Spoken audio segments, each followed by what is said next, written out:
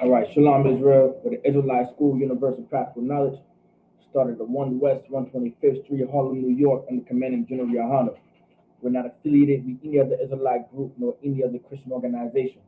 So, tonight's class is the Lashawan Qadash class. We're going to pick up where we left off, all right, from last week. Now remember, the Hebrew class, very important to attend, all right?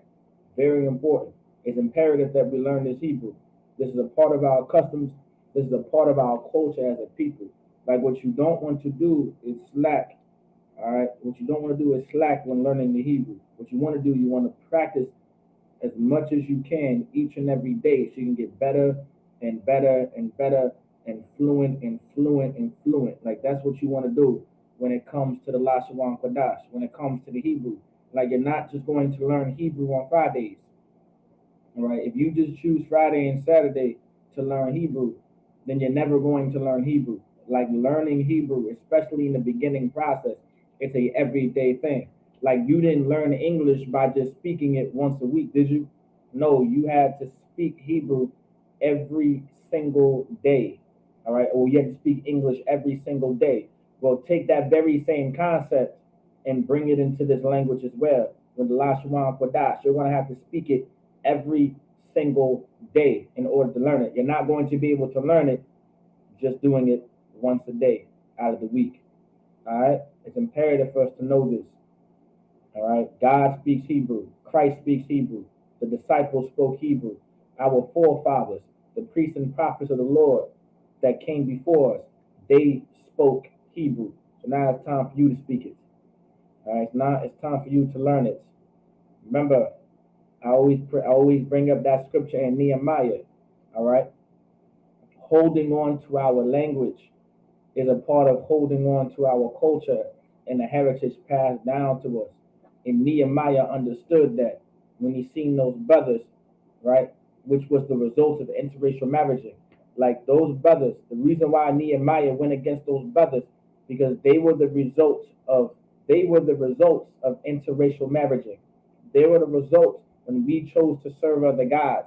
They were the results when we decided to marry other nations outside of our people. They were the results, and those results were what? And does anybody remember what were the results of us going outside of Israel and serving their gods by marrying their women, by marrying the women, all right, of Ammon and of Moab, all right? What was the results of that? Does anybody remember?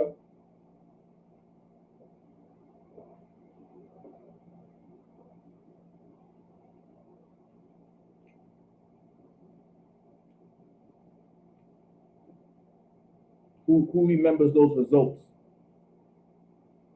Who remembers them? Who remember those results in Nehemiah?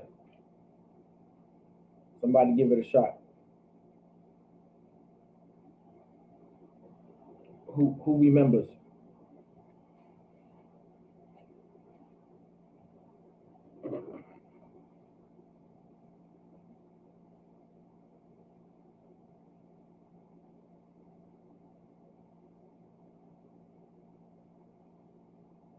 All right, and what were the results of serving their gods and marrying their women? What was the results in Nehemiah?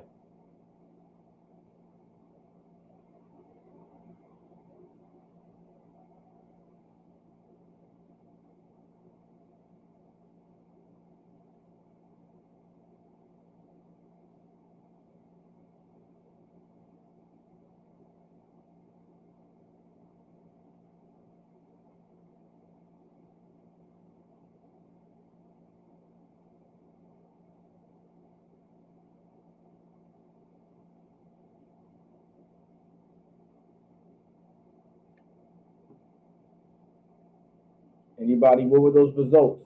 Think about what tonight's class is about. What was those results?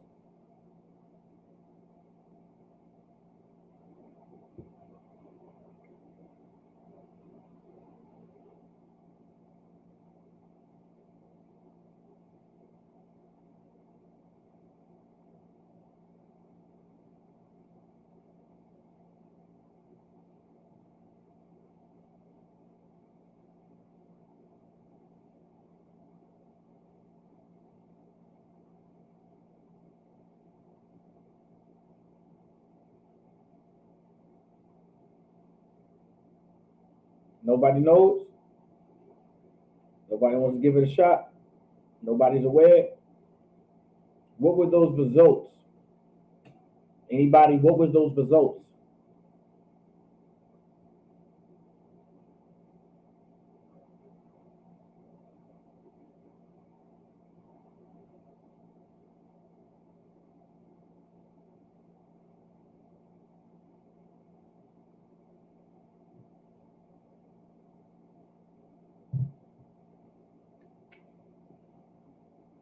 All right.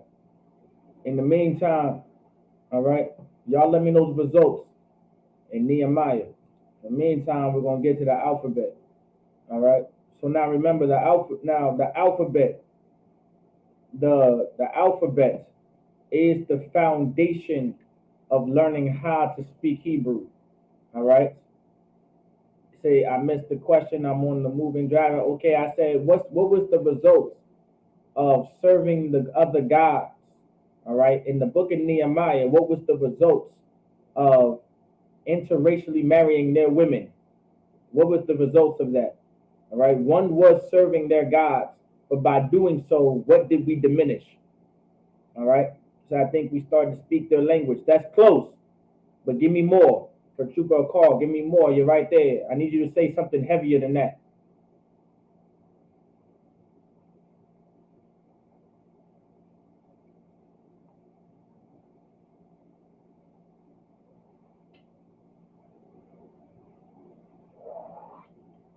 That is true, Trooper Kazaki, but give me a little more. So our children would take on all the heathen customs. That's true, but give me more. Think about what we're talking about in the book of Nehemiah, chapter 13. We're talking about Nehemiah, chapter 13. What were the results of us interracially marrying into the Moabites, into the Ammonites?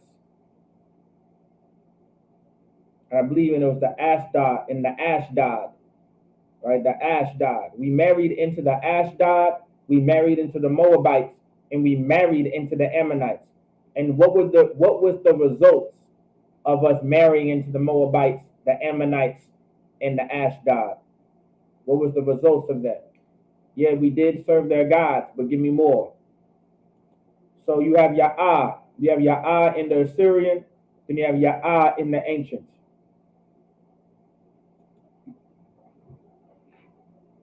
Next is you have Yabah. You have Yabah in the Assyrian, then you have Yabah in the ancient.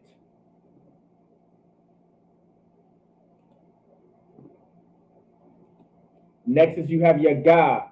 You have Yagah in the Assyrian, then you have Yagah in the ancient.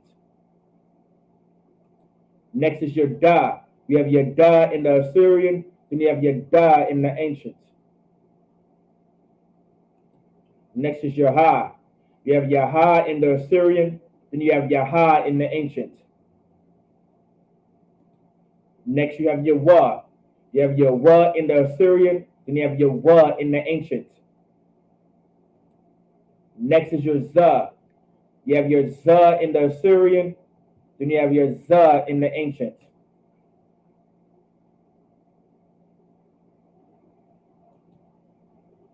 Next you have Yachah. You have Yachah in the Assyrian, then you have Yachah in the ancient. Now remember, you want to learn how to pronounce this letter right here very well. All right? You want to be able to pronounce that word very well. It's Yachah. I mean, it's like not word, but your letter. All right? Your letter, the letter Cha. All right? Yachah in the Assyrian, Yachah in the ancient. It's like you're just trying to scratch the back of your throat. So yes, it's Yachah, Yachah. Yachah, you want to put it all together. All right? Make sure you be able to put it all together. Next is your Ta. You have your Ta in the Assyrian, then you have your Ta in the ancient.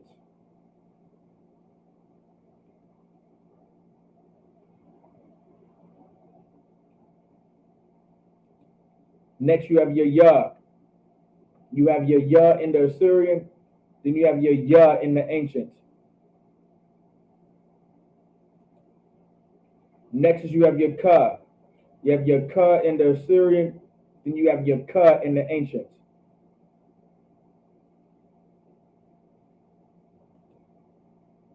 Next is your La. You have your La in the Assyrian, then you have your La in the ancient.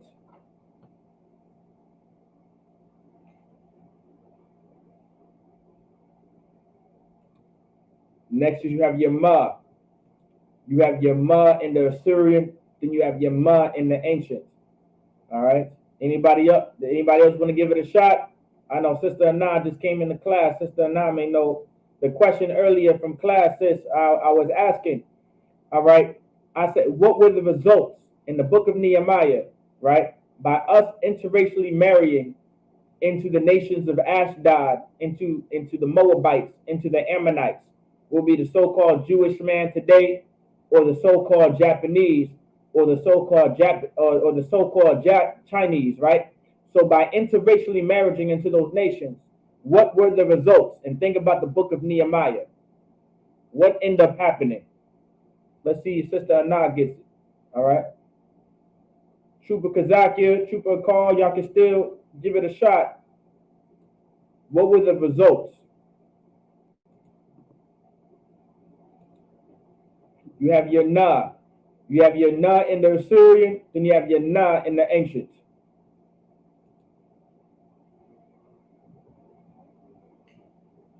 Next is you have your Sa. You have your Sa in the Assyrian, then you have your Sa in the ancient.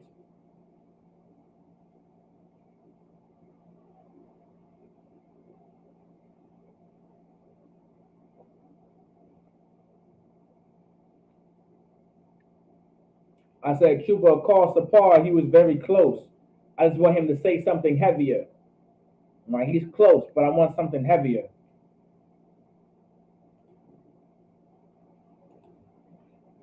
You have the I, all right?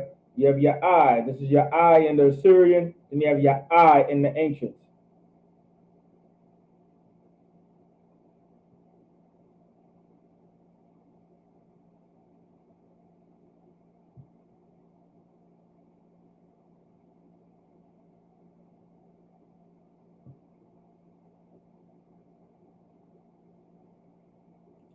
Next is your Pa. You have your Pa in the Assyrian, then you have your Pa in the ancient.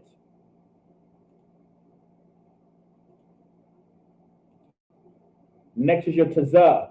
You have your Tazah in the Assyrian, then you have your Tazah in the ancient.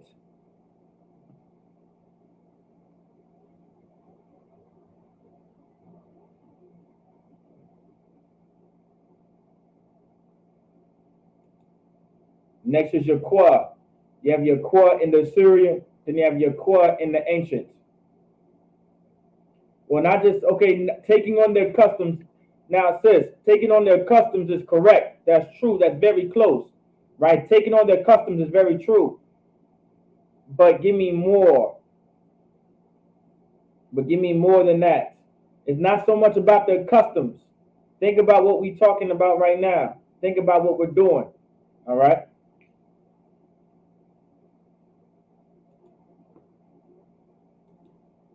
Next is your Ra. You have your Ra in the Assyrian, then you have your Ra in the ancient.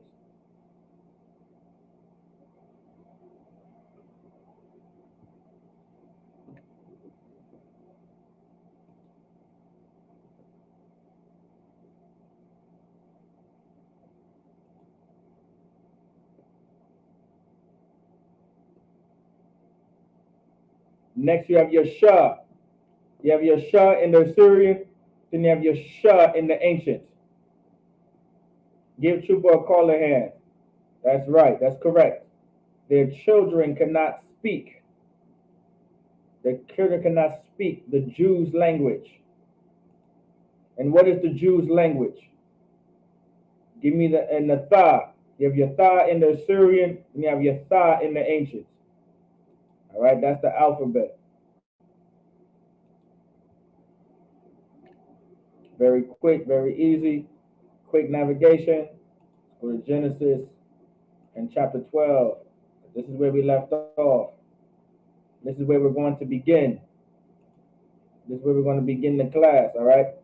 So, right, the children do not speak the Jews' language. And what is the Jews' language?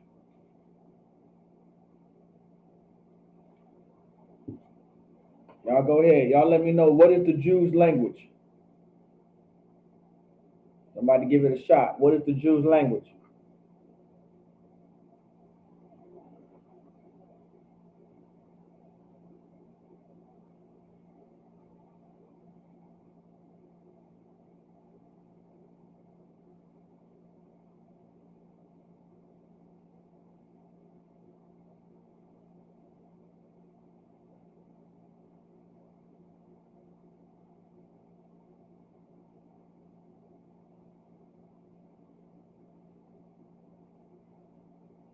Not Paleo Hebrew. That is incorrect. Paleo Hebrew is incorrect. You don't want to say Paleo anything, all right? So keep that in mind. Don't say Paleo anything. All right, what you want to say is just Hebrew. That's it. Hebrew is Hebrew. All right? Give everybody a hand. All right? Hebrew. All right? It's the Hebrew. The Lashawan Qadash. That's the language of the Jews. That's the Jews' language. All right? And by interracially marrying into other nations, we started to not be able to speak our own language because that was a part of our culture and that was a part of our heritage. All right, not being able to speak your own language, that shows you how oppressed you really are. Not being able to speak the language of your ancestors and your forefathers, that shows a people how oppressed you really are. All right, that shows you how destroyed your nation is. Like you don't even know your own language. You're consistently speaking the language of another nation and race of people. Like allow me to break it down to you. Those East Indians, they may know how to speak English, and they are absolutely terrible at speaking English. All right, when you get on the phone, all right, and you're trying to get something done for T-Mobile, Verizon, Geico, Allstate, and you request for you request for a representative. And who do you get as a representative? You get some East Indian from India talking about how may I help you, and they don't even know how to speak. All right, they barely know how to speak English, but they speak enough English to get by. All right, and to be able to help you. All right, they know enough English to help you, but you know what they also know? They also know their language. They know how to speak the language of the East Indians. All right, because they're not as oppressed as blacks and Latinos in America. They're not oppressed as blacks and Latinos throughout South America and Central America and in Mexico. They're not as oppressed as blacks and Latinos scattered throughout the earth. You understand? They're not oppressed like that. All right, you can go to China, you can go to Japan, and they know how to speak English. The little bit of English they know how to speak it, and some of them speak it very well. Go into the Philippines, go into Korea, all right, go into Vietnam, all right. They know how to speak English to the best of their ability. But you know what they also know? They also know how to speak the language of the Koreans. They know how to speak the language of the Vietnamese. They know how to speak the language of the Chinese and the Japanese. Like they are not as oppressed as the blacks and Latinos scattered throughout the earth. All right, in South America, in Central America, and Mexico. All right, they're not that oppressed. But blacks and Latinos, we are completely oppressed and completely destroyed to the point where we don't even have a language to call our own. But finally, year after year, finally, years to come, we finally have a language to call our own. And the Lord gave us a language to call our own. And since 1969, in the Israelite School of Universal Practical Knowledge, started out of 1 West 125th Street, Harlem, New York, under Commanding General Yohana. All right, we have been teaching the language. We've been teaching the language of the language of the Israelites, the Hebrew language, the Lashawan Qadash. All right, to so-called blacks, Hispanics, and Native Americans. All right, you can fact check me. Go look it up. Go look up the Israelite School Universal Practical Knowledge, and go ahead and look up how long we've been doing this. Look it up. I don't gotta lie to you. Since 1969, the Israelite School of Universal Practical Knowledge has been teaching our people the truth in this Bible, all right, and teaching our people this language, all right. That's when there was a spirit that came onto the earth, all right. It was a spirit that came back to the earth, and that was the Spirit of the Lord. So we can be able to teach our people these laws, statutes, and commandments, and the customs, and the culture, and the language of our ancestors and our forefathers. But let's get to it. Now, does anybody have any questions before I move on? All right, before I continue, does anybody have any questions? If not, all right, if not, I'll be able to answer your questions too. All right, if you guys have any scripture questions, no sweat. All right, y'all let me know what it is, and then we'll go ahead and get to it.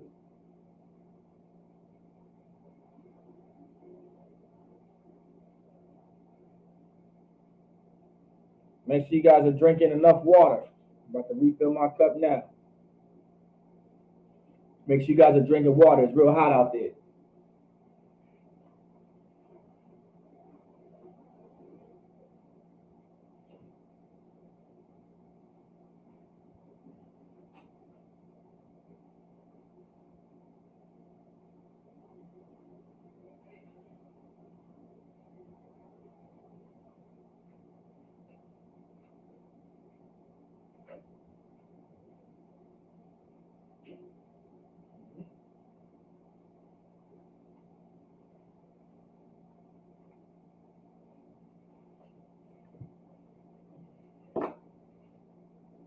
All right. So this is what we're going to do. So we have Genesis chapter 12, verse 1. All right. So this is what we're going to be reading out of tomorrow in the Sabbath service. All right. Make sure you guys make it to that Sabbath service. All right. Any brother. All right. Make sure you study those prayers. All right. You want to study those prayers. You want to study the Hebrew. All right. There's going to come a time where when I call you brothers up, you're going to have to speak the Hebrew. All right. You're going to have to learn how to read it, write it, all of it. So with that being said, I'm not going to, when I call you brothers up, eventually, I'm going to make you guys read the Hebrew. Yerushalayim isn't going to be the only one reading Hebrew. All right. Now, sometimes I may pick it up so I can speed up the class depending on the days. All right. But it's unexcusable. Eventually, it's going to become unexcusable if no brother is not going to be able to read that Hebrew. All right. Y'all brothers need to learn how to read the Hebrew. Just as much as you guys want to know scripture, know that Hebrew. All right, know it. I know y'all brothers want to know these scriptures up and down. You want to know all the precepts, and you want to know all the scriptures, and you want to know all the breakdowns. I feel you. I feel you. Well, have that same zeal, all right, when it comes to learning your language. All right, you really want it. All right, you really want that. If you really want to learn these breakdowns, they come from the Hebrew. All right, so let's start with Genesis chapter 12, verse 1. It says, now the Lord, all right, now the Lord has said unto Abram, get thee out of thy country and from thy kindred and from thy father's house unto a land that I will show thee. All right, so let's get Genesis 12 and 1. We're going to get the interlinear version. So you have Waya Amar. All right, you have Waya Amar. Wa, then Ya Amar. Now, this Wa, does anybody know that what that Wa means? All right, that Wa. That Wa can mean and. All right, that Wa meaning and. All right, or in context, it's saying and. I know it says in the English it's translated to now. All right, it's saying to now had said. All right, or now had said.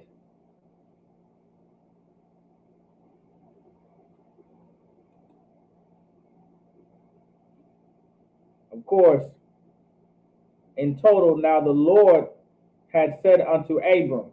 But now when you click on this, it's saying now had said. So Waya Amar saying now He said, all right. But now, of course, that what. Let's see who got it.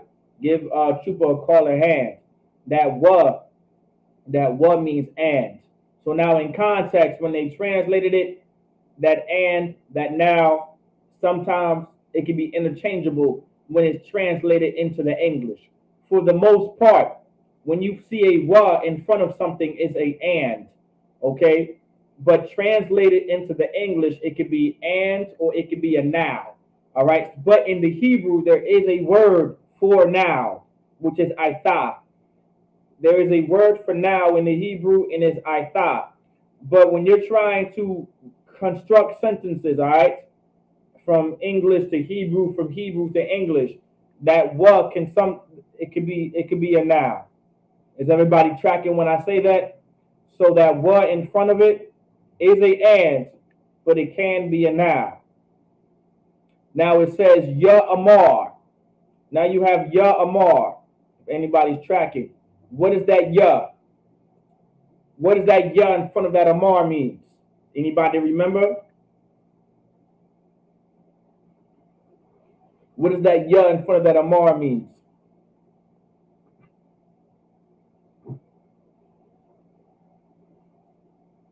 Who remembers what that means?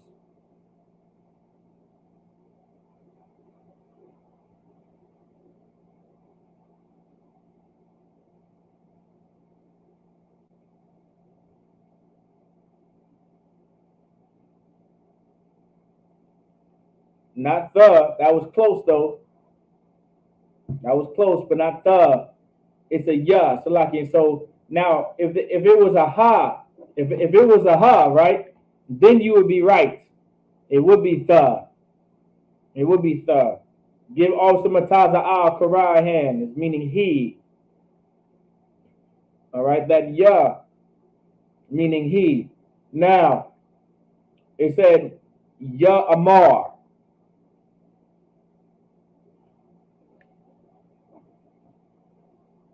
Right, correct. A call Quran. All right, it's a ha.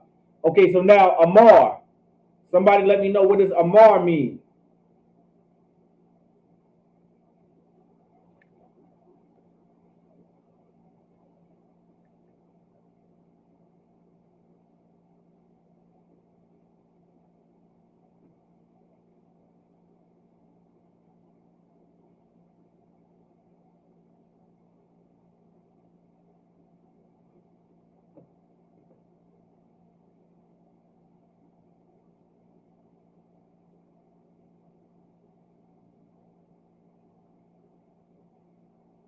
Y'all go ahead. What's that? Does anybody remember what amar means? It says wa, then ya, then amar. Amar is a verb, right? Amar is a verb. Anybody remember what amar means? Amar is a very common verb being used. All right. Amar is a very common verb being used. Throughout the scripture, you will see amar. You'll see amar. You see shamar. These are very common verbs. All right. Give also mataza a hand, meaning to say. All right. Amar meaning to say. Now also keep in mind, any brother and sister in class today, make sure you're following along. All right. You have the blue letter Bible. You want to be able to learn how to navigate that blue letter Bible. If you don't know how to navigate that blue letter Bible, then you're not really going to know how. You're going to lose. You're going to fall behind, I should say. You're going to fall behind in my classes. Don't fall behind in class. Try to follow along as much as possible. I know some of y'all may be at slavery and things like that. I understand. Y'all may be at y'all slaveries. I understand. But get that blue letter Bible app and follow along. So you have Waya Amar. All right. Amar meaning to say. Then you have Yahweh. All right. Yahweh is the Lord's name in Hebrew. So Yahweh is the Lord's name in Hebrew. Now you have your all. Right. You have your all. That's a ah. That's a la. Put together. That's your all, meaning unto or to. All right. So all meaning unto. So Waya Amar Yahweh all. All right. Abaram. All right. Abaram. That's how you say Abram in the Hebrew. All right. Abraham. Let's go back to it. Let's go to it. Let's get the meaning of Abraham.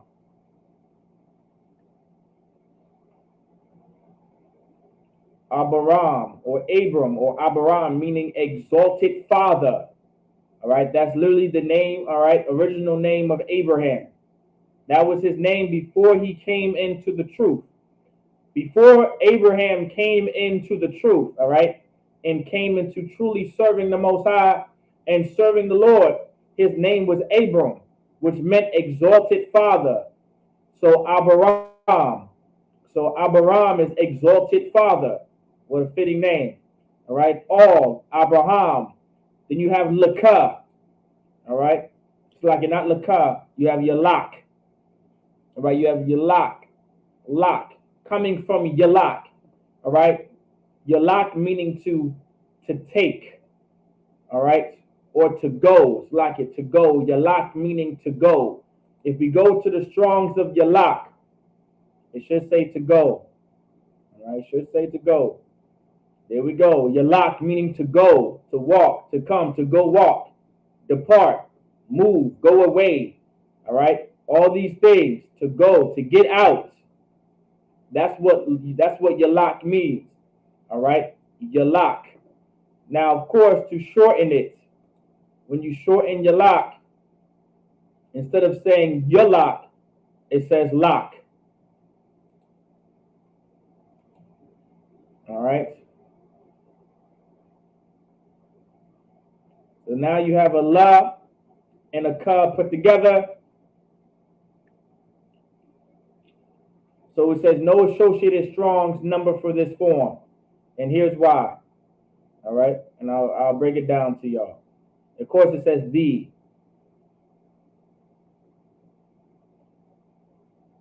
All right. It says the. It says get thee out. And let me make it clear for y'all.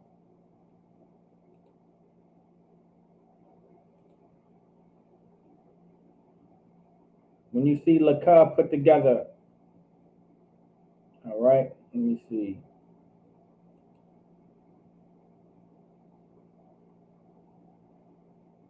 There we go. All right. So you see that la? That la is a preposition. All right. This is what I wanted to break down before I go to my notes. A preposition introduces a phrase that describes another word, concept within a sentence, usually a noun or a verb.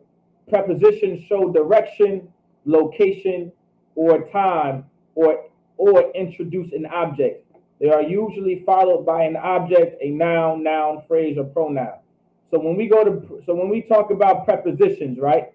When we talk about prepositions like your la, when we go to our prepositions, let's go to our notes. These are your Hebrew prefixes, or these are your prepositions that we are referring to, all right?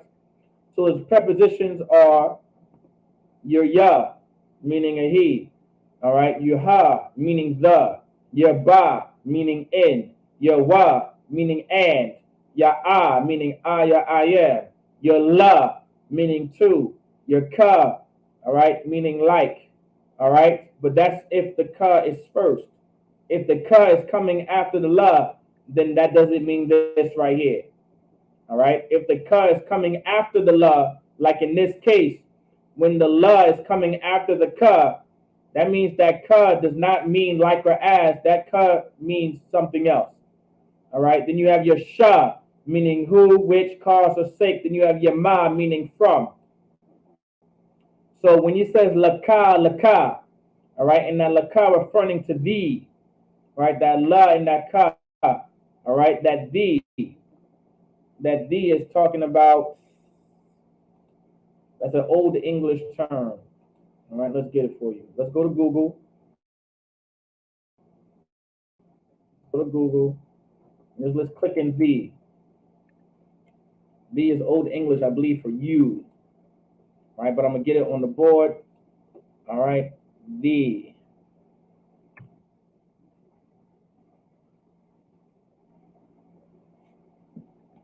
Archaic or dialect from of you, as the singular object of a verb or preposition.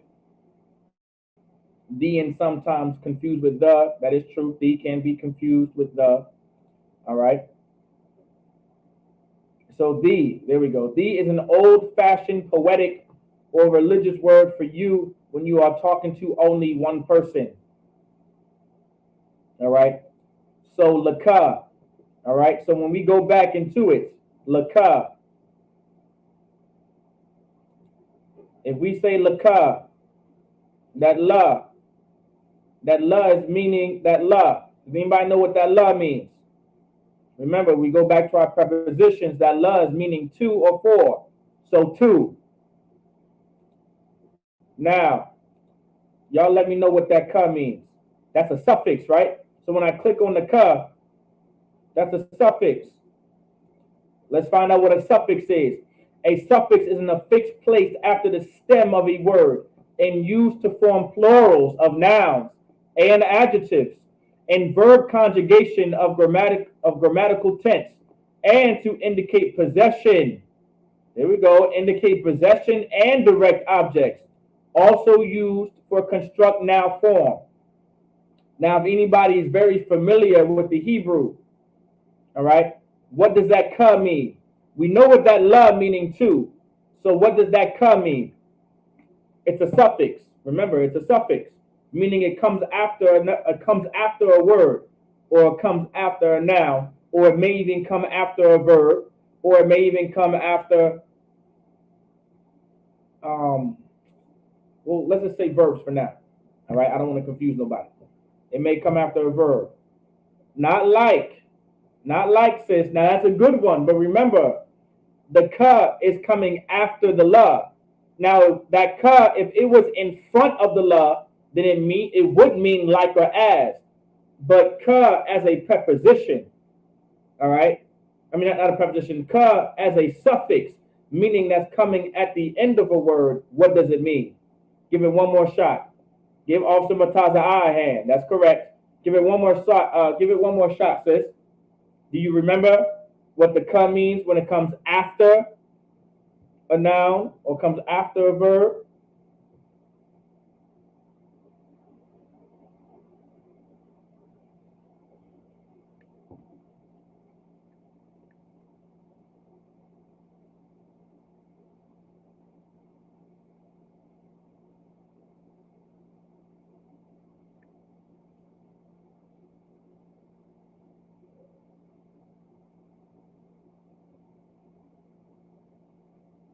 All right.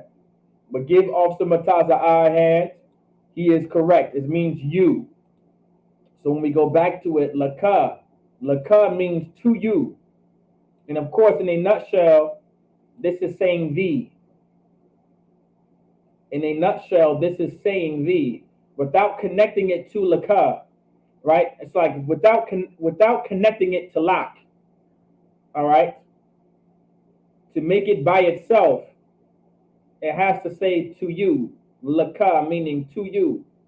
So to you is saying thee. It's just saying you in a nutshell, right? Like get thee out, like get yourself out of here, right? Like get yourself out. The Lord is telling Abraham, all right, at this time, Abram, to get out of his land. All right. That's the breakdown of it all. Like get yourself out of here. So laka meaning thee, all right, by itself. Laka meaning thee, all right, by itself. All right. By itself, saying thee or you, by itself. You have to put a la in front of it. Like there's plenty. All right. So let's say let's go to our suffixes. All right. Our possessive pronouns. Well, instead of this, let's go to object pronouns instead, because this is not so much talking about possessive. This is more so talking about your object pronouns. Object pronouns are used in conjunction with verbs. All right. Object pronouns are used in conjunction with verbs. Oh, well, I clicked on possessive pronouns, Salakia. They're pretty much the same, but I want to make sure everybody understands it. All right. So you have your object pronouns like ya, your ya meaning me. Object pronouns will always be used in conjunction with verbs. So for an example, when we go back, all right, well, let's hold off on that. Let's go to the next one first. You have your ka. You have the object pronoun of ka. This is what it looks like in the Assyrian. Now this is what it looks like in the ancient. So your ka is you. Remember, object pronouns will always be used in conjunction with verbs. So now your verb is your laka. I mean your lak, shortened for your lak, meaning to get out. All right, to get out, to go somewhere, to get something. Well, not to get something, but to get out of something, to leave, to go. Right? You have the verb yalak. All right, shortened lock. They just dropped the ya and said lock. All right, remember, that's just, in our Hebrew, you can just, in our language, you can just shorten things. All right, and so now when you have your lock, you have laka. So lock laka. These are not joined together. All right, these are not joined together. If you wanted to put these together, then you would have to take the la out of it, and then you would have to put it to the ka, and of course that ka would change, and then it would just look like that, and it would say lock ka. But of course, it's not said like that. So if you want ka meaning you by itself, you have to put a la in front of it, and you're going to see this a lot. You're going to see la ka, you're going to see la wa, you're going to see la ha, you're going to see la ham, you're going to see la kan, la kam. Like, you're going to see these things throughout the Hebrew, all right? So when we're reading the Hebrew out of the Blue Letter Bible, all right, you're going to see laka, la ya, la ha, la wa, la ham, la kan, la han. So like, you're going to see these things, all right? Because this is how you're going to put object pronouns by itself when it's not attached to a verb directly. All right, and this is the case, laka. Is everybody following? So this is lak laka. So lak laka. You'll say it all together like all abaram, like waya amar yahawa all abaram, lak laka. All right, and then of course ma'arata zaka. All right, ma'arata zaka, but we'll get to that. All right, but laka. Is everybody somewhat tracking? Does everybody get laka meaning thee? Does everybody get the concept of it? I'm also going to move on as well. So now you have ma. Here we go. We're learning a lot, right? Here you go. Ma. Now ma is a preposition. What does ma mean? What does your ma mean when it's in front of a word? All right, it's a prefix, right? It's a preposition. All right, these are your Hebrew prefixes. What does ma mean in front of a word?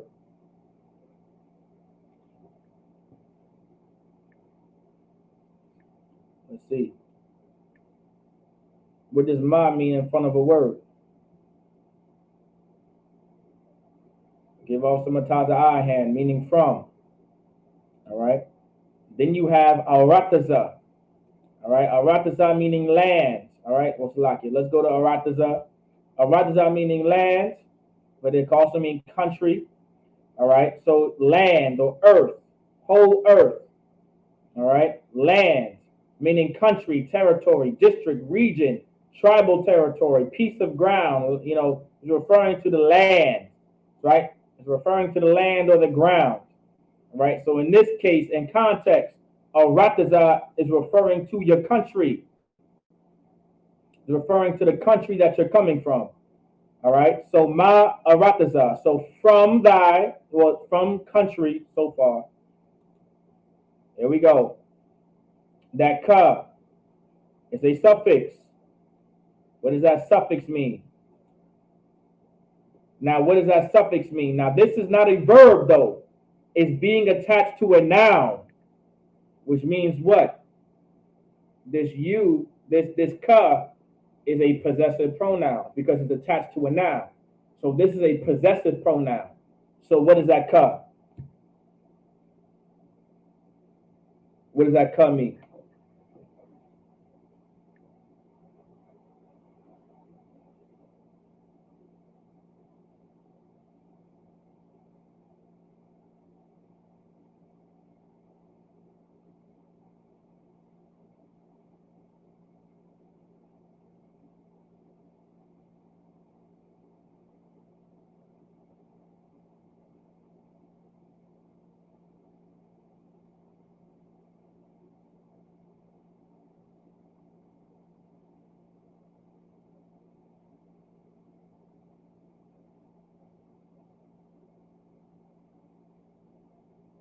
They give also mataza hand. That is your. That is your. So when we go back to it, that your, all right, that's referring to your thy. When it says thy country, that thy is Old English for your. So from thy country or of thy country. So it's saying from thy country, get out from thy country or of thy country. That of is in reference of from. So that of is in reference of from. All right, that's where that ma is coming from. So ma, all right, you see how I said that's where that of is coming from. All right, that's where it's coming from. Like I'm of this place, meaning I'm from this place. All right, ma arataza. So ma aratazaka, ma aratazaka, aratazaka. So ma aratazaka, meaning from thy country or of thy country. So far, wa ya amor Yahweh al Abaram lak laka ma aratazaka. All right, and now we have wa maladafka. All right, meaning from kindred. All right.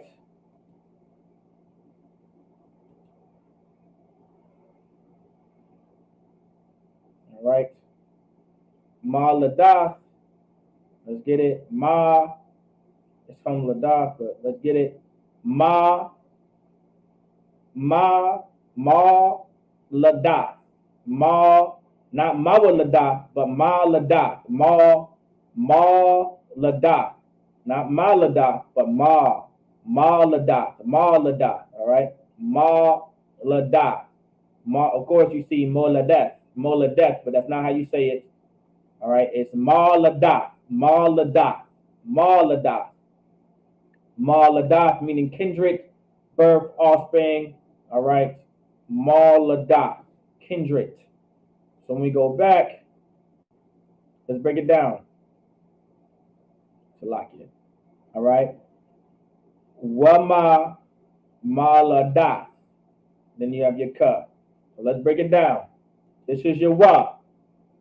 It says, and from thy kindred. I'm going to break it down to y'all, because I know y'all know this now. It's starting to get repetitive, right? The more you read the Hebrew, the more it's going to be repetitive. It's going to be real repetitive, because this is what it's saying.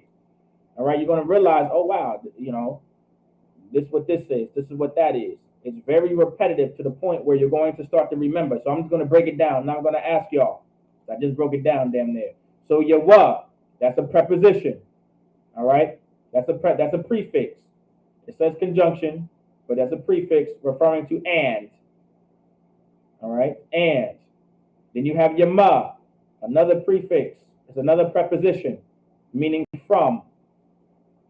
Ma ladaf. Ma ladaf. That's your kindred. That's a word meaning kindred. It's a noun. We just looked it up, meaning kindred. Then you have your ka, which is a suffix. All right, it's a suffix, meaning your. And that's what that die is. All right, that die, Old English for your. So, and from thy kindred. So it's going to say wama maladafka. So what you want to say is wama maladafka, wama maladafka. All right, wama maladafka, wama maladafka, wama maladafka. All right. Here we go. Another one. Bayat is how you would say house. All right. Bayat. Bayat is house. All right. Bayat, meaning house, dwelling, habitation, shelter, all that good stuff. All right. referring to Bayat. Bayat is house. So now it's getting very repetitive, right? Let me click on it. That wa, that means and. It means and. That ma, meaning from. Then Bayat. So and from house. From thy kindred, from house. All right. Of course, it's saying from your house, naturally. All right. Now you have abaya. Abaya. Okay. Now you have abaya, then a ka. But we hear abayaka, right? Abaya, abayaka. Abaya, abayaka, right? From thy father. So abayaka. So abaya, the root word of it is father. All right. All right. Father. That's the root word. Abba meaning father. Abaya. Abaya referring to fathers. Pluralization. All right. Mean, or it can also mean that ya at the end of abaya is not always pluralization. Some, and also it can also referring to, it can be possessive. All right. It's possessive but also pluralized at the same time. That's why you see that ka there. All right. So abaya, abaya. So abayaka, abaya. The root word is abba. It's saying abaya because it was abayaka, abaya, abayaka, abayaka, referring to your fathers because it's pluralized and it's possessive. All right. So instead of saying abayamka, abayamka, you drop the ma, is abayaka. I believe that's what I have to do for y'all. I have to go over pluralized personal pronouns. I have to go over pluralized possessive pronouns. I have to make a lesson for that for you guys, so you guys are not far behind on that. But it's very easy. Once you know one, you know them all. All you really do is put a ya, and then you just add the ka or the wa or the ha or the kam or the khan. Is very, if I wanted to say his fathers, it'll be Abba Yahweh, because was his. If I wanted to say their fathers, I would say Abba Yaham. Ham is their fathers.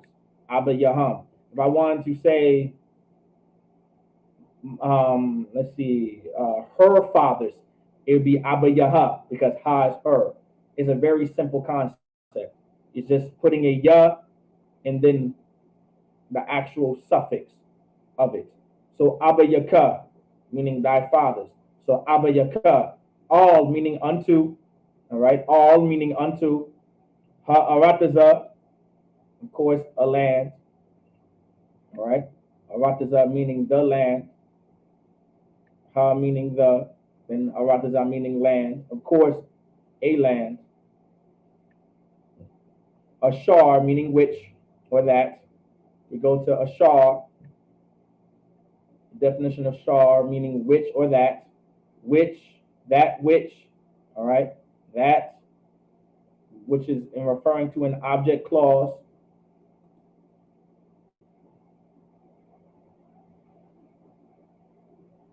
Then you have araka, all right, araka, all right, araka. So this is coming from, so the root word is ra'ah. Ra'ah meaning to what? To show or to see. So ra'ah is the verb to see. All right. Of course, let's look at it. Oh, look at that. I may know a little bit of Hebrew. I may just know a little bit without even looking things up. All right. So ra'ah meaning to see. All right. To look at, inspect, perceive, consider. All right. So of course that's why somewhere to show, to cause to see, or to show. Here we go. Different ways in using it. All right. The more when you see this, like this is the original meaning of it, then everything else is like how it can be used in sentences and how you can use it in other places. That's what the hoful and the hithel is for, and all that hifel stuff is just different ways to show you how to use it in a sentence. All right, meaning like in English, all right, we have two separate words, to see and to show. Right? In English, we have two separate words for to see and to show. But in Hebrew, to show or to see is one whole word. Does everybody get what I'm saying when I say that? In Hebrew, our words mean like 1,000 things because we're simple, we're spiritual. Like when how black people talk. If I say that's hot, all right, the word hot in Hebrew means several things. If I say that's hot, I'm probably saying that's good. If I'm saying I'm hot, I could literally say that I'm hot. Or if I say I'm hot, I can also say I'm angry. That word hot, the way we say it as blacks and Latinos, can mean several different things. Hebrew's the very same way. All right. That word hot, meaning cham, means angry, or literally means hot. All right. It can literally mean hot. It has different meanings to it. All right. So now, but let's break it down. You see this right here? Of course. Let's see. That's a prefix. What does that prefix mean? That that's a prefix. That is a prefix. All right? It's a preposition. It's a prefix. What does that mean in front of that verb? Ra'ah.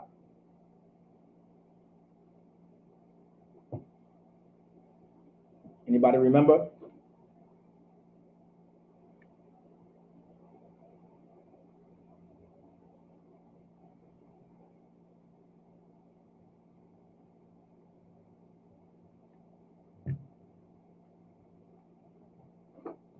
It's a prefix, and I'll show you where, and I'll show you why, and I'll also show you where it comes from. Not I or I am. Not I or I am. Or maybe it is I or I am. Salaki. It is I or I am. Salaki. Salaki. That's on me, y'all. It is I or I am. That I. Salaki. Give Officer Mataza a hand. I or I am. Salaki. I don't know what I was thinking. I was Salaki. Salaki. I or I am. So you have your Going back to our prefixes, you have your You see? So give Officer Mataza a hand. You have your meaning I or I am. All right. In this case, it just means I. All right. But also, let me show you where this prefix comes from. Allow me to show you where this prefix comes from. All right.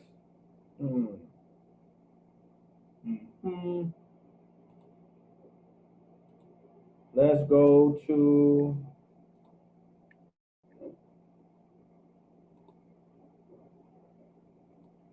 to my drive. Let's go to the Hebrew class.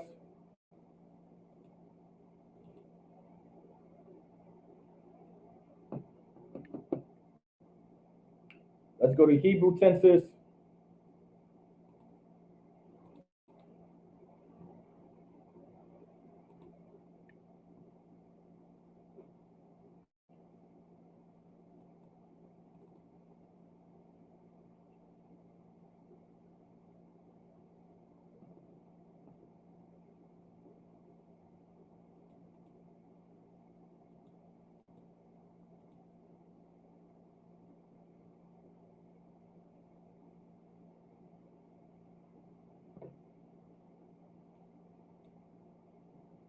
Can I highlight that? I cannot. All right, do you guys see what I'm looking at? All right. I might have to zoom it out. Okay, so this is coming. So this is where we get it. All right, allow me to also show you. Allow me to also break it down. Here you see that is also a conjugation. All right, that is also a conjugation. All right, even though that is a preposition, this is where that prefix comes from. It comes from the conjugation. All right, it comes from this conjugation right here. I go back to the tenses, right? You see how I will watch.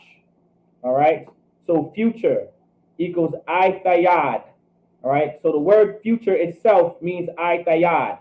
I tayad is future. I tayad is how you would say future in Hebrew.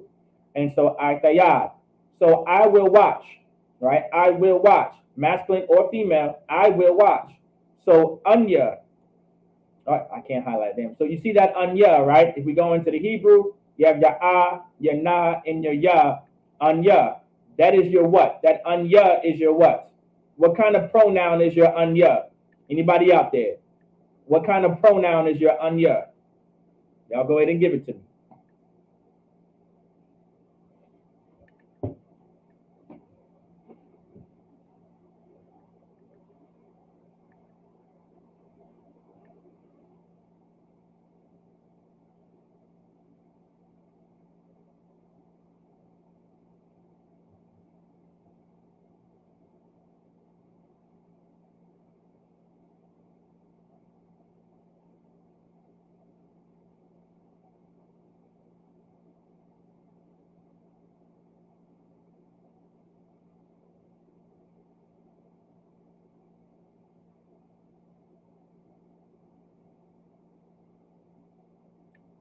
It's a subject pronoun. All right. So this is a subject pronoun. All right. Give all some mataza our hand. It's a subject pronoun. All right. So anya, meaning I am, is a subject pronoun. So now remember, I am is a subject pronoun. Now a possessive pronoun, would be so much like my, or your, or his, or her. Like those are more so possessive pronouns. Object pronouns are like your me, all right, your, again, let's see, him, hers, or her.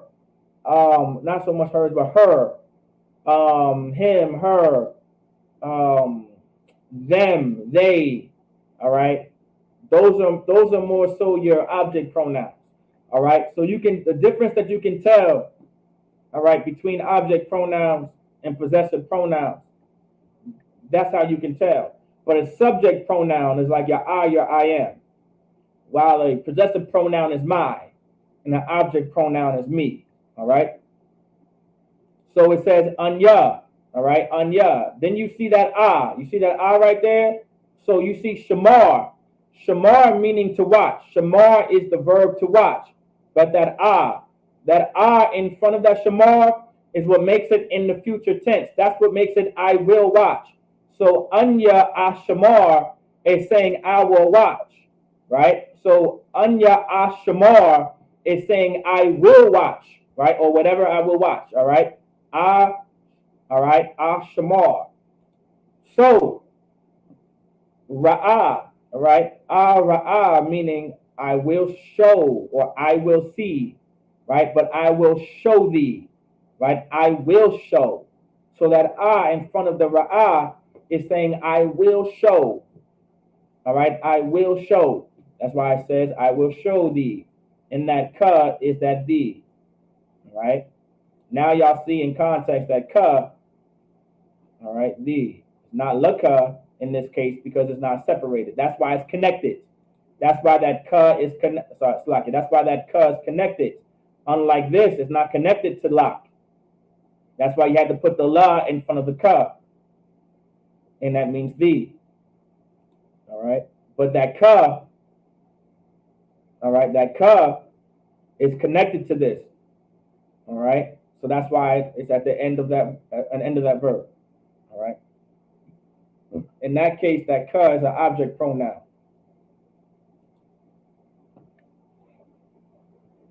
Like it. So in a nutshell, araka, ara'aka, right? Ara'aka. So waya amora yahawa al abaram lak laka ma'arata zaka wama mala asake wama mala maladafka, right? Maladak, right? Wama maladafka what like wama bayat abayaka all ha'arataza ashar ara'aka. And that's Genesis chapter 12 verse 1 in the Hebrew. So waya amar Yahweh all abaram lak laka ma'aratazaka wama maladafka, all right, wama bayat abayaka, it's like abayaka Abayaka, Al, Haratasa, Ashar, Ara'aka. And there you go. And so now we said, now the Lord has said unto Abram, or the Most High has said unto Abram, get thee out of thy country, and from thy kindred, and from thy father's house, unto a land that I will show thee. All right. So that's how you say Genesis chapter 12, verse 1 in the Hebrew. Now, let's break it down. Why is the Lord telling Abram to get out of thy homeland, to get out of thy country, and from thy kindred? Thy kindred is talking about your family. Why is the Lord telling Abram, which we know now as Abraham, why is the Lord telling him to get the hell out of thy country?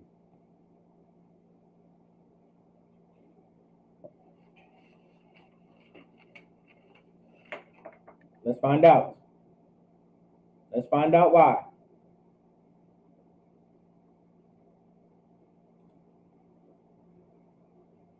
Let's find out why. We're about to find out why.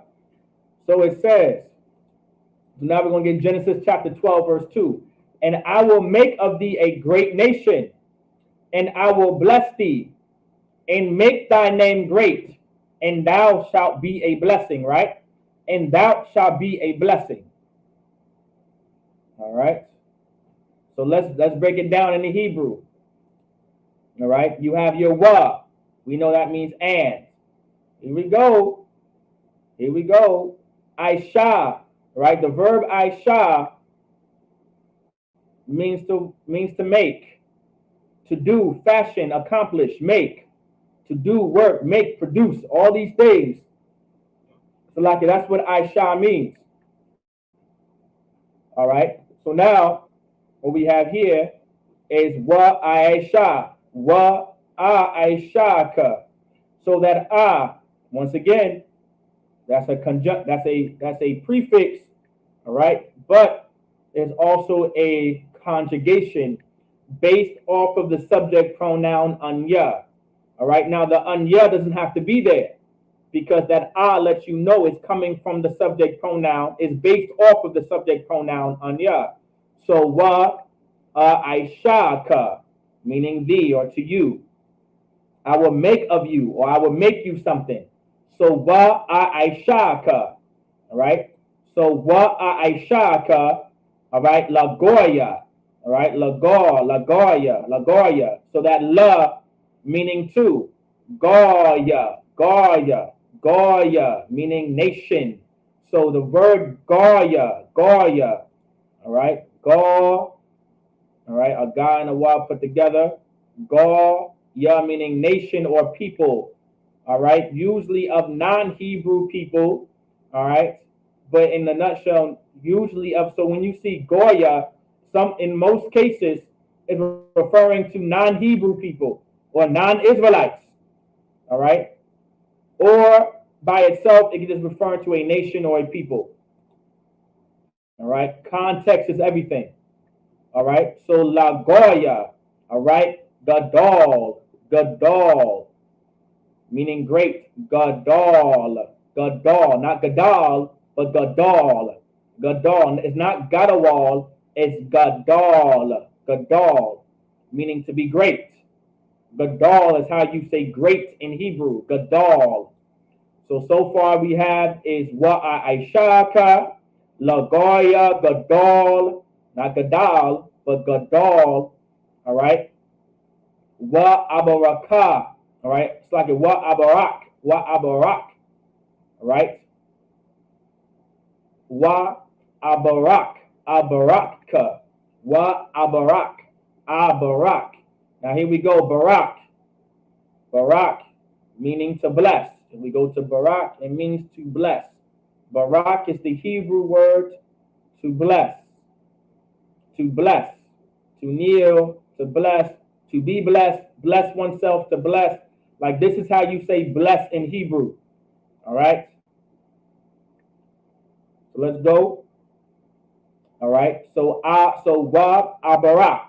That wa is what? That's a prefix. That's a preposition. That's a prefix. All right. Meaning and. That is a conjugation based off the subject pronoun anya. Barak is the verb meaning blessed. That ka is a suffix. It's a suffix meaning you. All right, and meaning you. So wa abaraka. So abaraka. Wa abaraka. All right, here we go. Here's another one. You have wa a gadala. All right, gadala. Gadal is the word. All right, gadal is the word. Like it, just to bring, it's the verb for gadal. Y'all see it, gadal. All right, gadal. Don't always base it off of this. All right, don't base it. Don't always base it off of that. But the white man is the devil. All right, our oppressor is the devil. Salaki. Meaning to grow, become great or important, promote, make powerful, praise, magnify, do great things. All right, that's what it means to be great. It means to be great. So now, all right, is wa. Here you go. The wa meaning and. Gadol, meaning I will make you great. That let me see if I can see that once again is the conjugation. It's a prefix, but it's a conjugation based off of the subject pronoun anya. All right, it's based on the subject pronoun anya. All gadol. All right, it's like an gadala, gadala. All right, gadala. Right? Wa'al gadala, shamar. Hold on 1 second.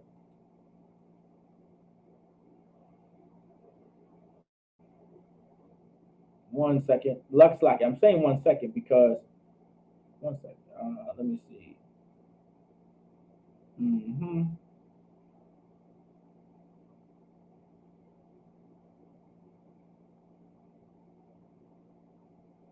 Right. All right. Okay. I wasn't going crazy. I just want to make sure I wasn't going crazy. All right. I thought I recognized something, but that's not the case. I don't think that's not the case. All right. So you have gadala. That ha just made it feminine. That's all. Made the verb feminine. All right. Wa'a gadala. Wa'a gadala. So wa'a gadala. Wa'a gadala. All right. Shama. Shamka. It's like your shamka. Man, I will make thy name great. So thy name. Sham is name in Hebrew. Ka. Ka is a suffix. In this case, it's a possessive pronoun. That's why you see the thy. All right. Wa. You have your wa. Then you have haya, meaning to be.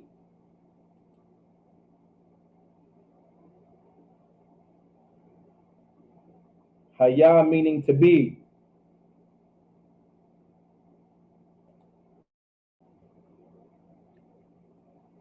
And be. So in haya, barakah. Right? Barakah. Referring to a blessing, barakah. Right? The root word is barakah. It's feminine. Barakah meaning literally blessing. All right. Of course, you see feminine now, and it says blessing. All right. Like it.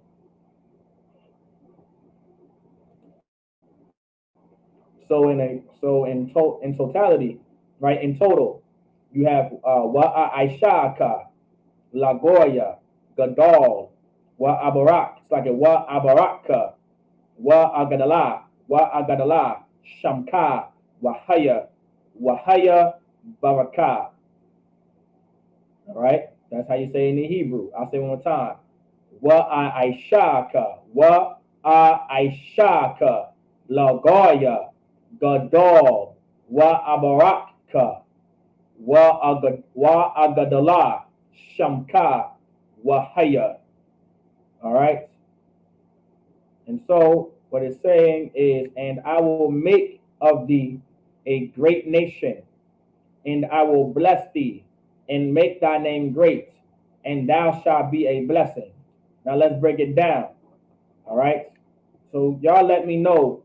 All right. What is the Lord saying? All right. The Lord is saying in verse 1. All right. Now the Most High has said unto Abram, get thee out of thy country, and from thy kindred, and from thy father's house, unto a land that I will show thee. Verse 2. All right. Here's the reason why. All right. He's getting out of his land, or getting away from his family. And I will make of thee a great nation, and I will bless thee, and make thy name great, and thou shalt be a blessing. And let me explain something to y'all brothers and sisters out there. All right. The Lord at times requires you. The Lord requires us to separate ourselves from our family, from our kindred, in order to be great. You understand? Like, in order to truly serve the Lord and to serve the Most High and to be under Christ, you're going to have to leave your family. You're going to have to leave your kindred. You're going to have to separate from them. Because while they're busy being evil, you're going to have to be good. The proper way to serve the Lord is to be good. And if you're around mommy too much, you're going to continue to be evil. If you're around daddy too much, and you're around grandma too much, and granddaddy and uncle and brother and sister too much, you're going to be evil just like them.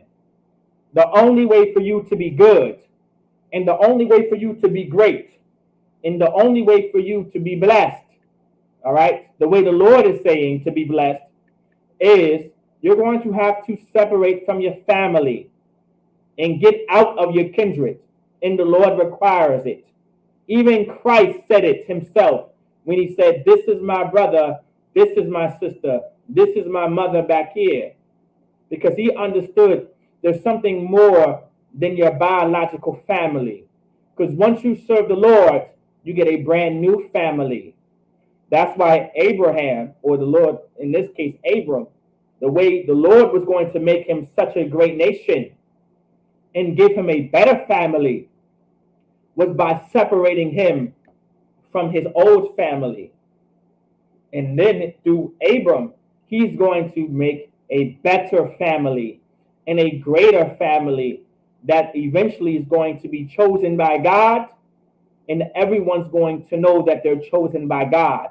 And they're going to be the greatest people on the earth. And you're going to know these people, and you're going to see how great they are. You're going to be able to know it. You're going to be able to see it. And you're going to know these people are blessed by God. There is no other answer why he and she can do these things. There is no other reason. They must be blessed by God. You want to know why you have a brother that can create the refrigerator? Because he must be blessed by God. You want to know why the black woman was able to get the white man to the moon? Because she must be blessed by God.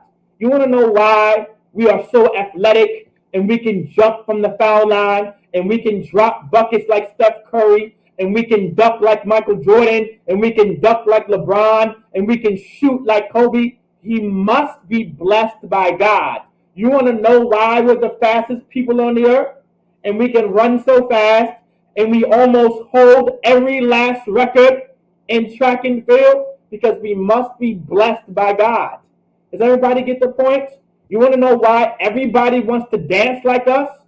And we're the best dancers and the best singers. When we go into country music, we're the best country music makers. When we go into rhythm and blues, we started it. We made it. We're the originators of it. Rock and roll, we are the originators of it. And we made it so great and so popular. Well, guess what? People are going to say, well, these people must be blessed by God. Those people are God's people. This is hit right here in the Bible. This is Genesis chapter 12, verse 1 and 2. This is what it is. Does everybody understand the bigger picture? You see how important it is to know the Hebrew? You can take the Hebrew, bring it back into the English, and here you go. Here you have it. This is the breakdown of it, all right? Does everybody understand? Here we go. The Lord's going to give us more. Let's go. Genesis 12:3. And I will bless them that bless thee, and curse him that curseth thee. And in thee shall all families of the earth be blessed. And in thee shall all families of the earth be blessed. So let's break it down. And I will bless them that bless thee, and curse him that curseth thee. So let's go. Let's get Genesis chapter 12, verse 3. So barakah. So barakah. We know that wa is the and. Then you have your That's your conjugation for I will. Then barakah, meaning to bless. So I will bless. Barakah. I will bless them that bless thee. All right. Ma barakya. All right. Ma barak. Barakya. All right. Barakyaka. Like ma barakyaka. All right. That's a verb meaning barak. That ma. All right. That ma is a what? You see that ma right there. All right.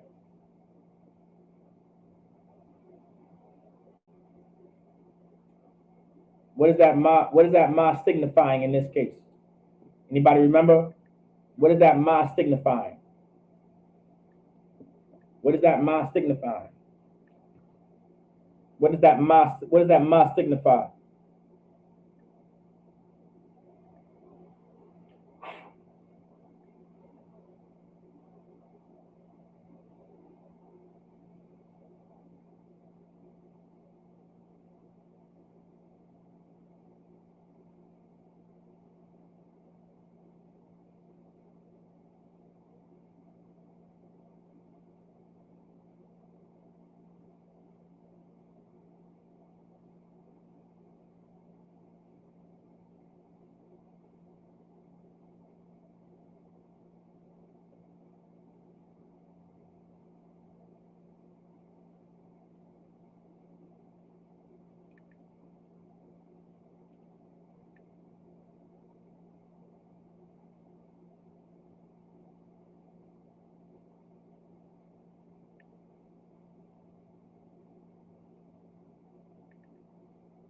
Anybody remember what does that ma signify? Of course, that ma is a prefix for from or of, but of course, you see how it's not like how the other prefixes were, right? It's kind of put to the side. It's actually connected in, right? It's not like its own separate thing. So the word barak, all right, the word barak, this is the verb though, right? The root word of it is barak. It's the verb meaning to bless. That ma barak is its own word. That ma barak is its own word because that ma is letting you know that that word barak, it just means bless, right? This word is not being used as a verb in this case. Now this has become a noun. So that ma in front of that barak, and you put it together, ma barak. This is how you know it became a noun. All right, it became a noun. It's no longer a verb. So ma barakyaka, that bless thee, right? Ma barakyaka, that bless thee. All right, that bless thee, ma barak, ma barakyaka, that bless thee. All right, ma barakyaka. It pretty much became its own word. That's why you see the word ma barakya, literally meaning to bless thee. Ma barakya, meaning, all right, them that bless. All right, ma barak. All right, ma barakya, meaning them that bless, and that thee is that you. So ma barak, them that bless. That's literally the meaning of ma barakya. To break it down, them that bless. All right. You have your wa, then you have ma qualau. All right. Ma qualau, then ka. That qualau. Let's find out what that qualau means. Qualal can use to pray up, meaning to pray, right? Qualal, no, that's palal. Palal, I think it's just to curse, to be exact. Here we go, qualal, to be slight, be swift, be trifling. right? Well, goddamn, to be trifling, damn. Be a little, to be of little account, be light. To be slight, be abated. To be swift, all right? Be of little account. That's what trifling is, to be of little account, all right? Calm down, it can also mean to curse or to be cursed, all right? So, quala, meaning to be trifling, all right? Okay, I don't know what else to show you to make this more of a black man's book. They done used the word trifling. I think that's Judite 101 is to use the word trifling when someone is just wrong. You just trifling. You just trifling like hell. You know what I'm saying? So why my kolalka, all right, and him that curse of thee. Someone, all right, that ma kolal, that curse, that ma in front of it, all right, cursive, literally him that cursive, all right. Just like when we go back to here, it's them that bless, all right. That ma is really them that bless, all right. It's literally referring that ma in front of this. In this case, is being used in context, letting you know that this is coming from a certain people. That ma is coming from a certain people. Is coming from somewhere. That ma, letting you know, is coming from somewhere. All right. This is coming from someone. This is coming from a certain people. All right. Ma palau. All right. And that's the them.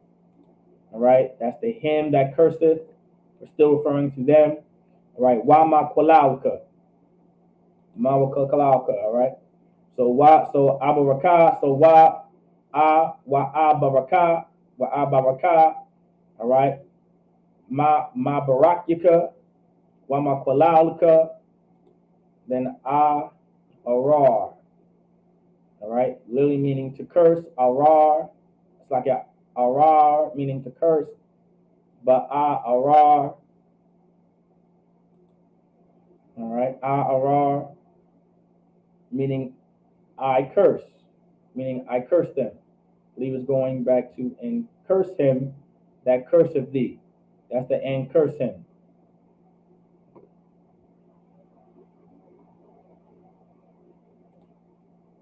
And him that curseth thee, curse them. That's the and curse him. All right. Then you have wa barak. It's like a nabarak, nabarakwa. All right. And shall be blessed. Na barakwa. That's your wa. All right. That na in front of that barak. Let me see. Let me double check.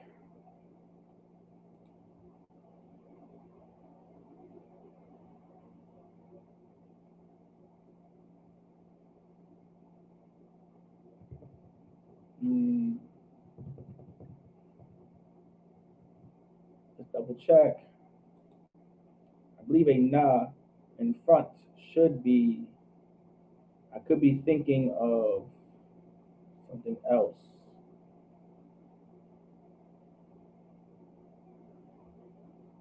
No, I'm not thinking of something else. A na in front of a verb can mean we. All right. But na also in front of a verb, in front of a word or a verb can also put emphasis on the word. All right, so let me break it down to you this way. All right.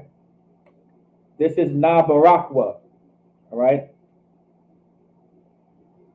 Let me see. And shall be blessed. That was should be grammar.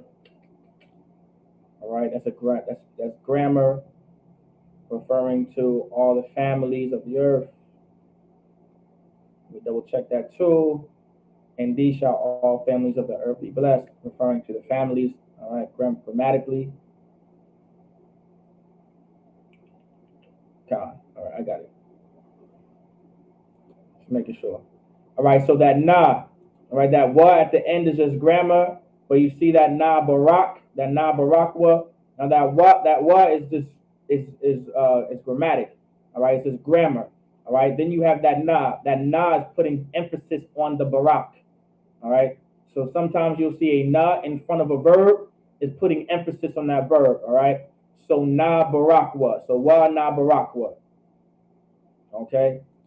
Now that's a little. That was a little advanced. Let me break it down.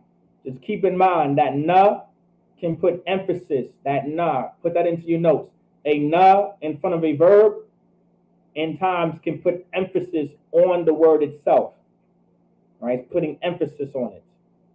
It's like you're exaggerating that word. All right. Now barak and that wa at the end is just grammar. All right, it's put there for grammar wise. Now barak wa.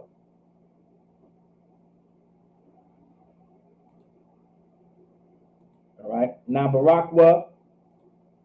Then you have your baka. All right. Let me show you the baka. That baka should be no, that baka should be all, should be thee. It's referring to in thee. That because it's in thee. All right. So you see that that ba, it's like it's right there. It's like it. that ba meaning in. So that ba is a preposition, all right, or a prefix for in. All right. So when we go back, when we go to our prefixes, your ba, which is in, right?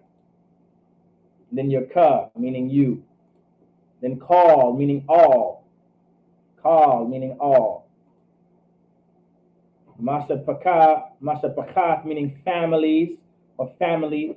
All right, Masha Pakath, meaning families. So Masha Pakath is families in Hebrew. Masha Pakath is family in Hebrew. All right, Ha-Adama, meaning of the land or of the earth. All right, Ha-Adama, Adama is referring to land or earth, like a land mass itself. So Genesis 12:3. Wa'abaraka. So wa'abaraka, mabarakyaka, wamawakwalalka, sakya wana barakwa, baka ka masapaka ha-adama. All right. And so now, and the Lord is saying, I will bless thee that bless. It's like I will bless them that bless thee, and curse him that curseth thee. And in thee shall all families of the earth be blessed. So here we go. Somebody break that down for me. What is the Lord saying here? The Lord is saying, and I will bless them that bless thee, and curse him that curseth thee. And in thee all families of the earth be blessed. And in thee shall all families of the earth be blessed. Somebody break that scripture down for me. We're going to end it right there because we're almost coming up to time. But somebody break that down for me.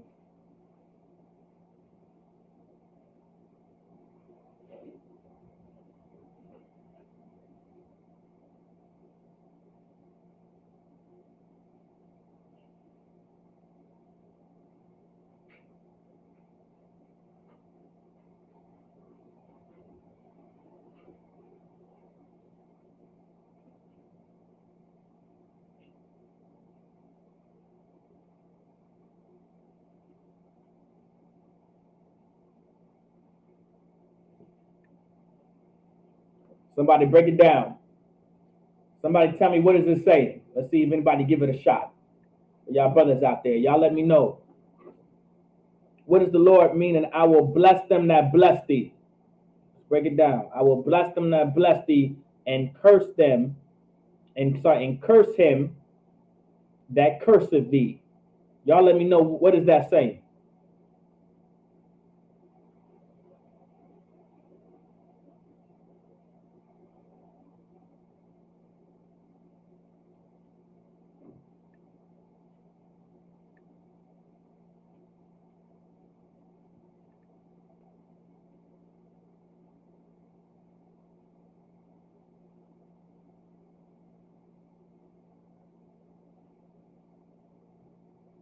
It's like it, verse 3. We're talking about verse 3. Talking about verse 3.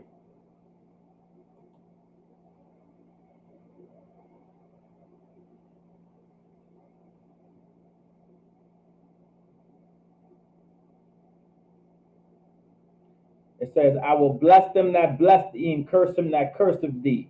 What's the Lord saying in verse 3? What does that mean? Break it down. Let's see. Let's see who knows how to break this down. Find out. Let's see.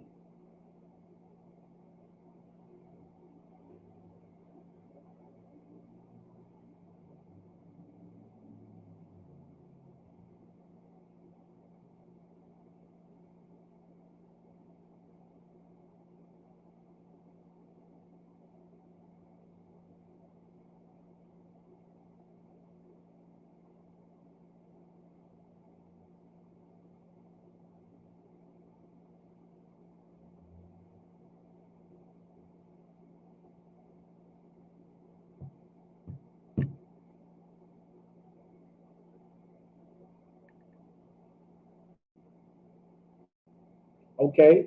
So Trooper Call, he said, who does good to the nation will be blessed, and Esau, who has done evil to us, will be cursed. Give Trooper a call a hand. All right. Give Trooper a call supply a hand. That's the breakdown of it. All right. With these now, Esau is not the only nation that has done bad. All right, to us. All right. But it says, and I will bless them that bless thee. Meaning, right? I will bless them that bless thee. And the Lord is going, now, how is the nation going to bless thee? Bless them that bless thee. All right. How is the Lord going to bless them? Y'all give me some. How is the Lord going to bless them? Y'all let me know. What is the Lord going to do? I want to see who got the Spirit of the Lord, who know the Bible. All right. How is the Lord going to bless them?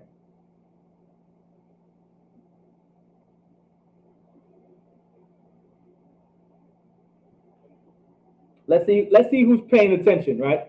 How is the Lord going to bless them? How is the Lord going to bless these other nations if they bless us?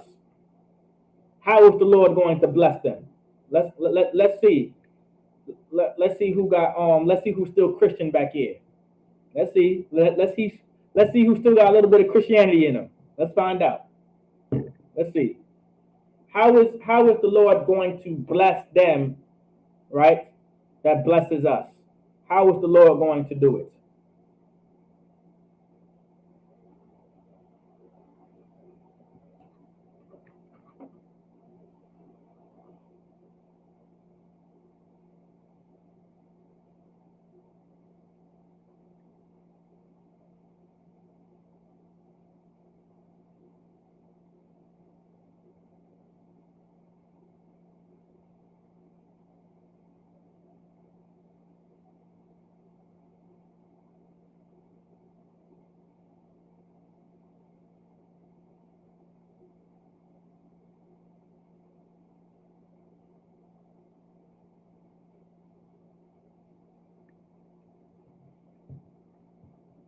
Okay, Officer Mataza, well, let's get you a call first. They can be slaves in the kingdom and maybe treat them well.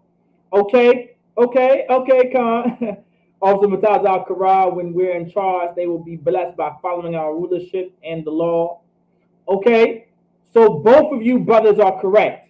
Now, sum that all in 2 words.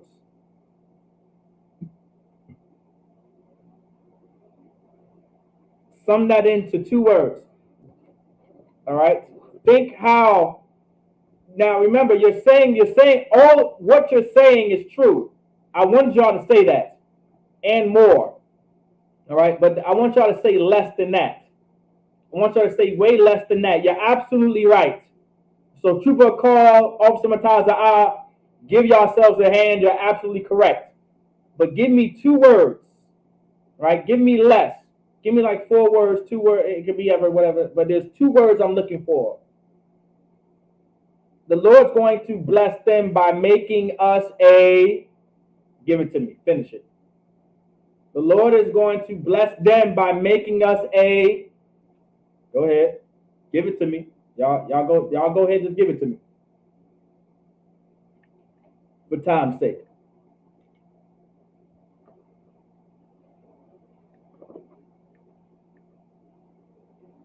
Remember, this is how you cut Christians too. Don't get it twisted. A Christian's going to come to this scripture and they're gonna try to pull a fast one on y'all brothers. And you're gonna be like, well, damn, it does say the Lord gonna bless these other nations. So I guess God does love everybody. You know what I'm saying? And that's not what it's saying, right? A great nation. The Lord is going to bless them by making us a great nation. And just like the brothers said before, by putting us in charge, by having us in rulership. That's the kingdom of heaven. All right? Give Sister Anna a hand, a great nation. This is how the Lord is going to bless them, by making us a great nation. That's why context is so imperative. That's why in verse 2 it says, I will make thee a great nation, and I will bless thee, and make thy name great, and thou shalt be a blessing. And this is how we're going to be a blessing. And I will bless them that bless thee. By us being a great nation, by us being in charge, is why we're going to be the blessing. All right? Here's why you're poor. Because our oppressor's in charge. All right? Let me tell you, Chinese man, all right, and Japanese man, and so-called African man, why you're hating us, and why you hate us to a T, and you despise us, and you want nothing better for blacks and Latinos, because you completely despise us. Well, guess what? The reason why you're suffering is because our oppressor is the devil the Bible speaks of, and the white man is in charge, and he is ruling the earth. But if you really wanted to live a better life, you should start treating us better. And you should start doing good by us. That's what you should be doing. But instead, you up the white man's behind, and you're kissing his tail, and you're trying to be the best African you can be for white people, for America. You're trying to be the best Chinese man, the best Japanese man you can be for America, for our oppressor. But what you should be doing is making us better so we can rule the earth. But no problem. In your hatred, in your hatred and you despising the Lord's people, let's continue reading. And curse him that curseth thee. The Lord is going to curse you. You understand? The Lord is absolutely going to curse you. The Lord is going to take you down. The Lord is going to show you why you should have blessed us to begin with. All right? The Lord is going to show you why you should have never treated those Latinos the way you treated them. And the Lord, you should have never treated those black folks the way you treated them. And you should never treated the natives the way you treated them. The Lord is going to curse you, and you're going to suffer for it. And then it says, and in thee shall all families of the earth be blessed. And by the Lord cursing our oppressor, and the Lord taking down these other nations on the earth, everyone else is going to benefit from it. Imagine that. Instead of everybody suffering because of our oppressor being in charge of the earth, by blacks and Latinos and natives being in charge of the earth, everyone else is going to be blessed. Listen, we're trying to help you out. We're calling the oppressor the devil, and you have to suffer and pay for your crimes. We're trying to help you.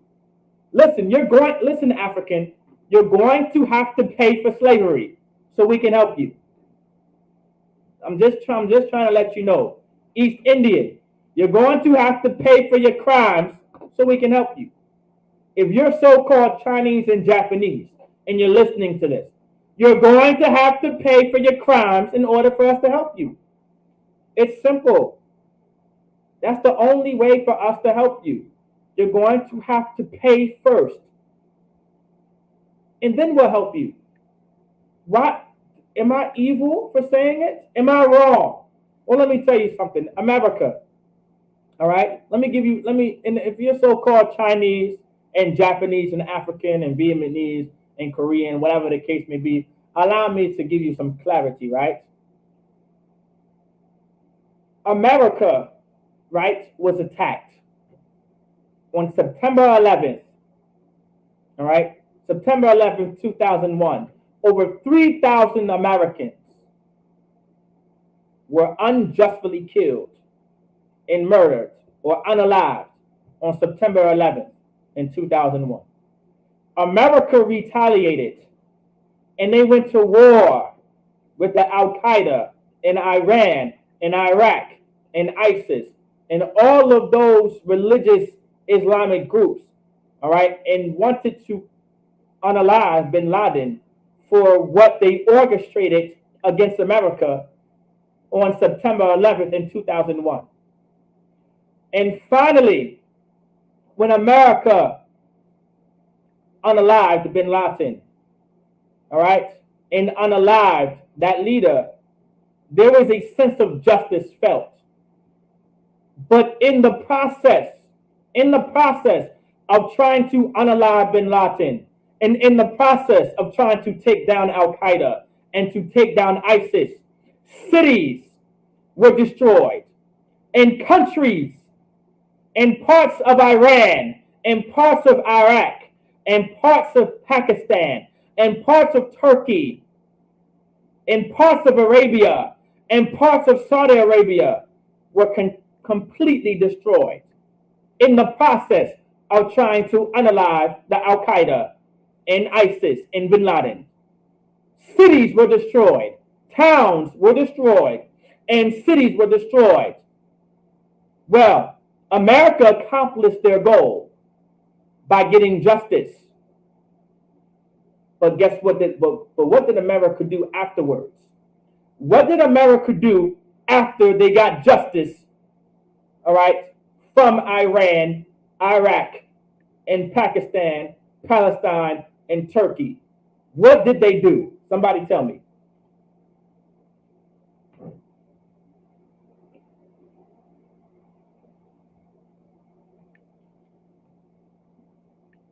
What did they do?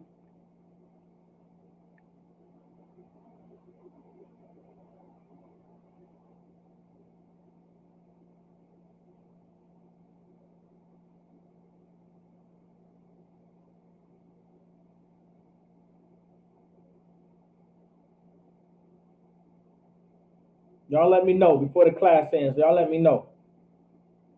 What did America do?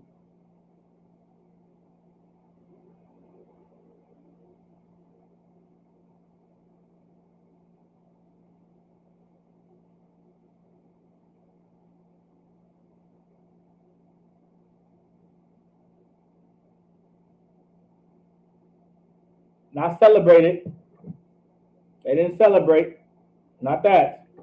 That's not what I'm talking about. What did they do? Somebody else. Somebody else give it a shot. What did they do?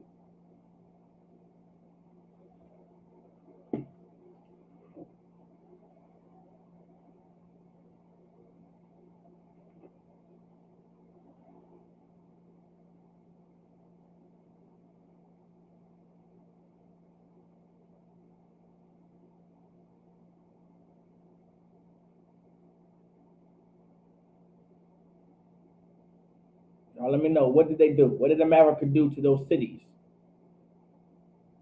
after they destroyed it? What did they do? After they got justice, what did they do to those cities that they destroyed? What did they do afterwards? What did they do for those people?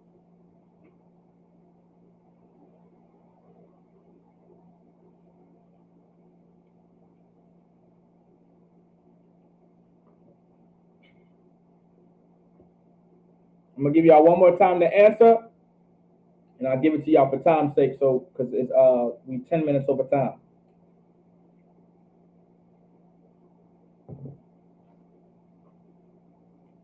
Y'all let me know.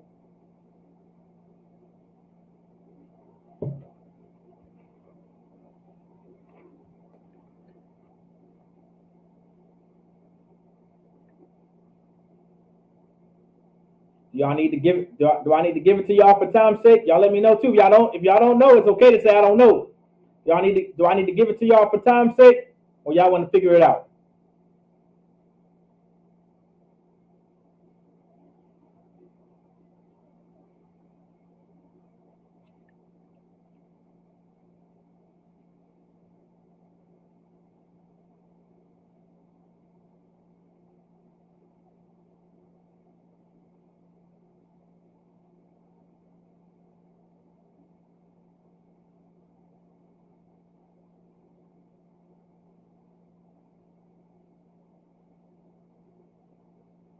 No sweat.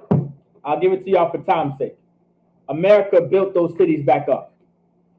After they destroyed it, they built those cities back up. All right. Dubai wouldn't be Dubai. All right, unless it was a war zone first, and they built it up. All right, that's your United Emirates. All right. Once they destroyed those cities and went to war with them, and they got justice with all the damage that America did, all right, they sent troops and armies to build up and help build their cities back up. So don't look at us abnormally when we want justice first, and then we'll build you back up under our rulership and our authority. And we'll send our militant personnel to build up back your towns and your cities. That's what we will do. All right? Under Yahweh Shai Mashiach, Jesus Christ. Under the Most High. That's what we're going to do. We're going to get justice first. And then you'll reap the benefits of us being in charge. And we'll build your cities back up. And we're going to give you a law. And we're going to give you order. And we're going to give you a ruling system that's so far superior than your own. Better than what America could ever do for you. It's not going to be a republic. It's not going to be a democracy. But it's going to be the laws of God. And I pray y'all understand. All right. With that being said, Shalom, Yahweh Ba'Shem Yahushua, Brakathum to the brothers, and Shalom, Yahweh Shamar Alathan Ba'Shem Yahushua to the sisters. Shalom.